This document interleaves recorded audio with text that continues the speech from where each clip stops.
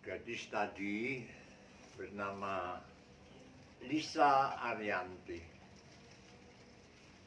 Pada waktu saya mulai menginjakkan kaki saya di Purwodadi Grobogan,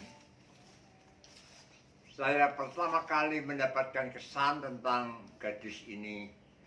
Dia adalah gadis yang lincah, yang penuh semangat, dan yang cerdas. Nah, kemudian saya menjumpai gadis ini lebih intens karena dia mengikuti kelas katekisasi yang saya pimpin. Kemudian saudara, ketika sang gadis berusia 17 tahun, musibah itu terjadi. Ada pinjolan di ketiaknya. Nah, oleh sebab itu dia memeriksakan diri ke rumah sakit Elizabeth di Semarang. Dibiopsi, dan hasil biopsi adalah dia mengidap kanker kelenjar getah bening.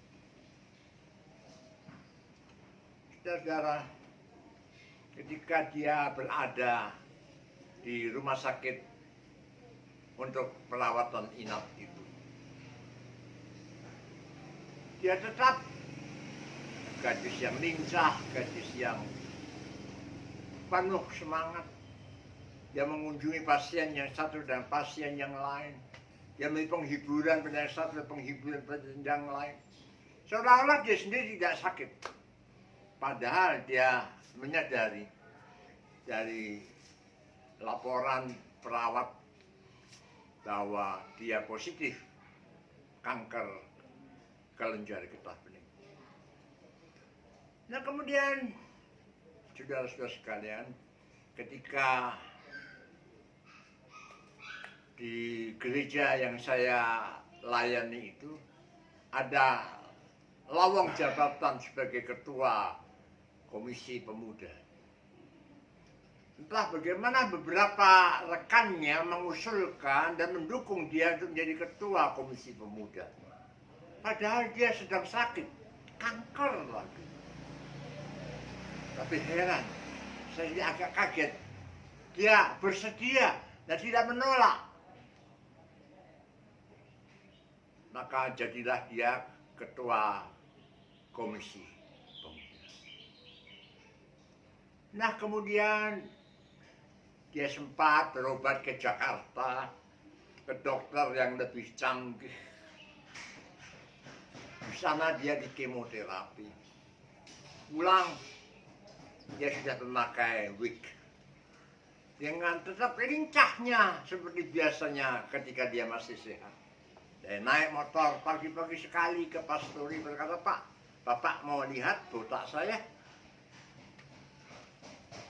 Masih full gembira, nggak nampak susah sedikit.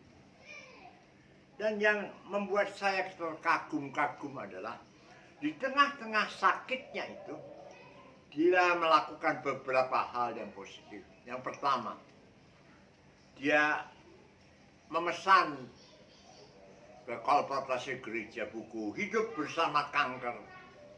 Bukan cuma satu, tapi 5 sekaligus. Saya tanya, buat apa beli 5 mah banyak-banyak buku yang berjudul sama. Ternyata dia mau bagikan buku itu yang dia sendiri sudah pernah baca dan mendapat banyak berkat dari buku itu untuk dibagi pada beberapa anak remaja yang dia tahu juga menderita kanker di berbagai macam kota. Itu yang pertama. Yang kedua, sebagai ketua komisi pemuda dan pada dia tambah sakit, hanya bisa tiduran di tempat itu. Dia menyempatkan diri memperdamaikan 2 orang remaja putri yang sempat bertengkar. Dua-duanya warga jemaat gereja. Entah masalah apa, mungkin masalah rebutan pacar mungkin ya. sama-sama putri. Padahal setelah mereka diperdamaikan, toh sang yang buat rebutan untuk jadi pacar itu nggak dapat siapa-siapa, akhirnya menikah dengan gadis lain. Bahkan saya menjumpai sekarang di kota di mana saya sekarang tinggal sudah menjadi penatua gereja di mana saya beribadah, malah berkali-kali menjadi ketua majelis. Ya itulah Lisa Arianti. Dia sendiri sakit, tapi dia masih menjalankan fungsinya sebagai ketua komisi pemuda. Dia tahu ada dua gadis yang bertengkar, dia akurkan, dia perdamaikan. Itu yang kedua. Yang ketiga, saudara tahu, dia begitu amat mengasihi Tuhan dan menghormati Tuhan. Sampai ketika ada tawaran sakramen perjamuan kudus di rumah, dia menolak. Dia berkata, nggak perlu, saya nanti akan ikut dalam sakramen perjamuan kudus di gedung gereja bersama-sama saudara-saudara yang lain. Dalam keadaan sakit, dia berusaha sekuat tenaga untuk tetap datang ke gereja. Lalu sakitnya makin bertambah parah. Dokter pada awalnya sudah memperkirakan hanya sanggup 3 tahun dia bertahan hidup. Dari usia 17 tahun ditambah 3 tahun, 20 tahun. Bukan? Ketika teman-temannya yang lain melanjutkan studi di perguruan tinggi, dia cuma di kamar dengan sakit kankernya. Lantas sudah, ketika dia bertambah parah, Dokter Bira Hendi dari Rumah Sakit Panti Rahayu Yakum Purwodadi menawari dia untuk disuntik morfin. Dia tolak, maaf, nggak usah. Seakan merasakan secara alami sakit saya, nggak usah dibantu morfin segala. Penderitaan saya tidak seberapa dengan penderitaan Tuhan dan Juru Selamat saya, Yesus Kristus, untuk menebus dosa. Lalu dia pernah pamit kepada saya, Pak Heru, apa saya boleh pinjam kursi pentil yang ada di pastori milik Pak Heru itu?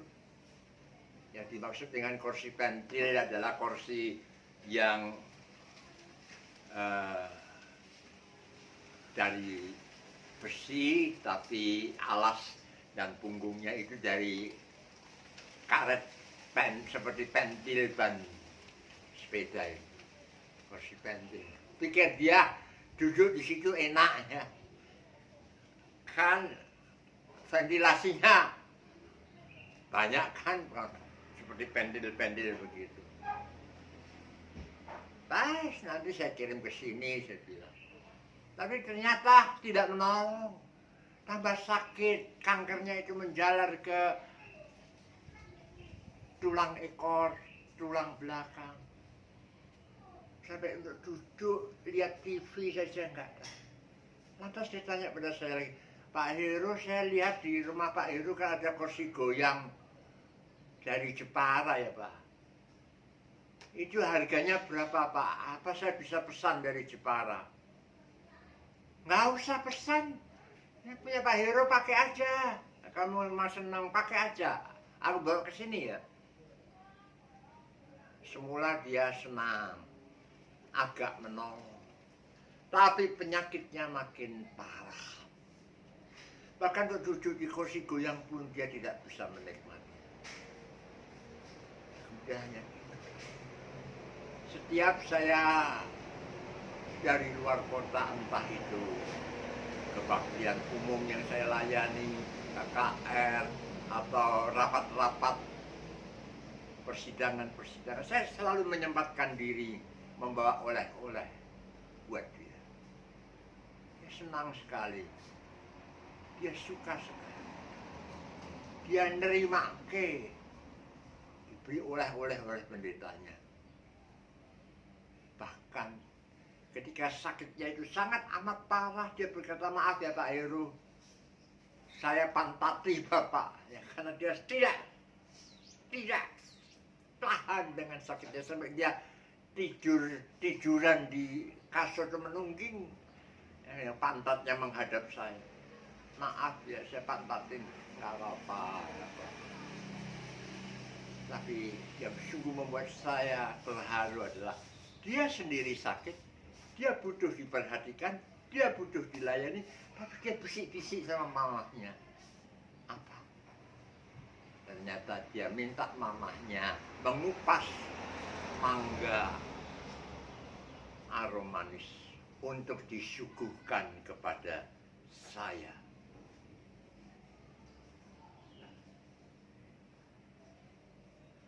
Lalu pada suatu saat dia bilang, Pak, saya kok kepengen lihat kota Purwodadi, mengelilingi kota. Lalu saya bilang, baik, kapan kamu siap? Saya antar dengan mobil gereja berkeliling kota Purwodadi. Sungguh pada satu saat yang sudah dijanjikan bersama, Lisa Arianti naik dengan bantuan banyak orang untuk bisa naik ke atas mobil Colt B120 yang model kuno, keliling kota. Dia menikmati. Dia bilang, kapannya kota ini boleh terima Kristus Yesus.